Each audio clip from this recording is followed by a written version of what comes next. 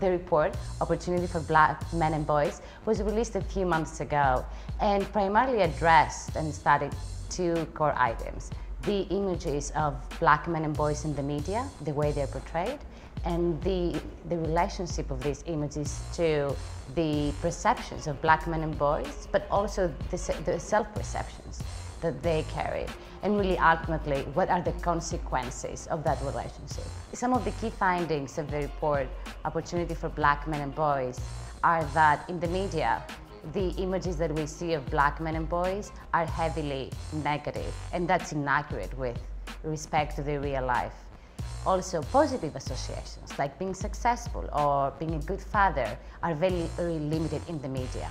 The result of that is that, for example, there are exaggerated views of criminality among black men and boys, among people of different colors. We see a higher support than it should be for punitive approaches that have to do with problems relating black men and boys, as well as tolerance for discrimination, which is unfair. Part of the research looked at the media that black men and boys consume at most. And we saw that black men and boys primarily consume magazines. There are 4 magazines that reach millions of black men and boys. And then there are certain TV channels and programs in specific that also reach black men at millions.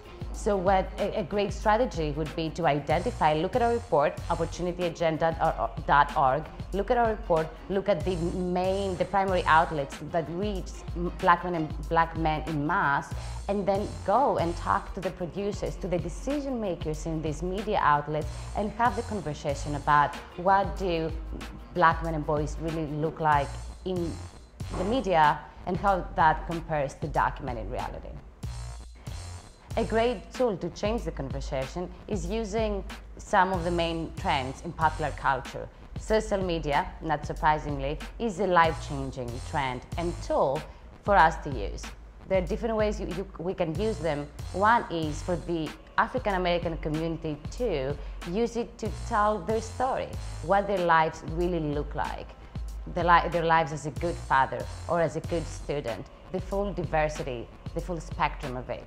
And for others, for all of us who advocate on the issue, when we see something wrong, when we see a commercial that's insulting, that's inaccurate, or when we see a news report that's really inaccurate of reality, then use social media to advocate for it and mobilize other people to complain about it and recommend solutions. Thinking of the future and what we should be striving for the next year, 5 or 10 years, I think is something as simple as walking down the street late at night and see a black boy wearing a hoodie and not be afraid of them.